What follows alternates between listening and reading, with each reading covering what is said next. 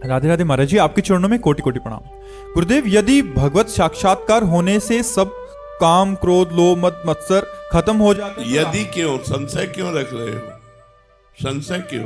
जी कह रहे हैं कि तो राक्षस और कई अन्य लोगों ने जो तपस्या की भगवत साक्षात्कार होने पर भी स्वार्थ भरे वर क्यों मांगे महाराज जी? देखो, भगवत साक्षात्कार कई प्रकार का होता है। राक्षसों को भगवत साक्षात्कार हुआ ही नहीं जो प्रेमी जनों को होता है। अर्जुन भी भगवत साक्षात्कार कर रहे हैं, लेकिन जब अर्जुन को भगवान ने साक्षात्कार कराने की बात कही तो कहा दिव्य दृष्टि लीजिए, और भगवान ने दिव्य दृष्टि दी, तब वो भगवान के उस विराट स्वरूप का दर्शन कर पाए। तो भगवान का एक ही स्वरूप थोड़ी है। भगवान सर्वसाधारण रूप से दर्शन देते हैं राक्षसों को, केवल उनकी कामना पूर्ति के लिए। भगवान के स्वरूप में, प्रेम स्वरूप में, आनंद स्वरूप में नहीं। जिन भक्तों ने एक झांकी की बावरे बन गए और सारे जगत का मंगल कर दिया, उन्हीं भगवान का वो दर्शन करके, वरदान प्राप्त करके सारे जगत का अमंगल करने वाले निश्चर हुए, राक्षस हुए। तो भगवान वहां ब्रह्मा के रूप में या भगवान विष्णु के रूप में, वहां उनके केवल वरदान को देने के लिए उतनी देर के लिए उनको भागवतिक दृष्टि दी। वरदान मिला, भागवतिक दृष्टि खत्म, निशाचर स्वरूप उनका प्रकाशित हो गया।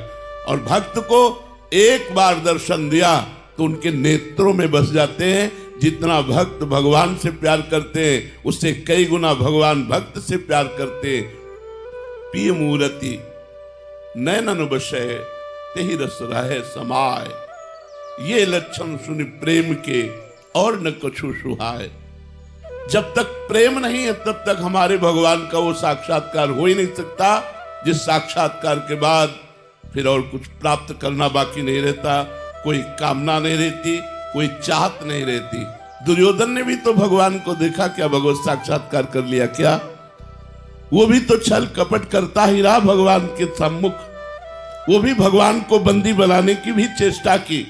उसने भगवान की एक आज्ञा भी मानने के लिए तैयार नहीं हुआ, और भगवान स्वयं उपदेश कर रहे हैं, चलो पूरा राज्य ना सही तो तुम इंद्रप्रस्थ का राज्य पांडवों को दे दो।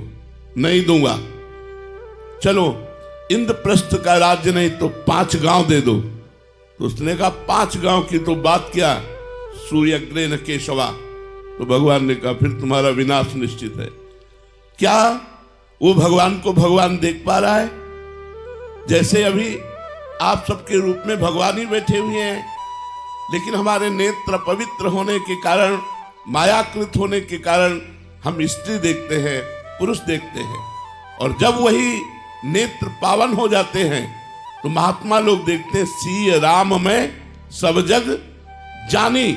मानी नहीं कि मैंने मान लिया सब सिया राम है, नहीं, जानी, दिखाई दे रहे हैं, सिया राम उनको दिखाई दे रहे हैं। तो जब तक हमारी दृष्टि प्रेम से युक्त नहीं होगी तब तक भगवान का वो साक्षात्कार नहीं होता जिस साक्षात्कार के बाद राग द्वेष मिट जाता है। अगर उन भगवान का दर्शन हुआ होता तो राग द्वेष पूर्ण निशाचरों की लीला ना होती।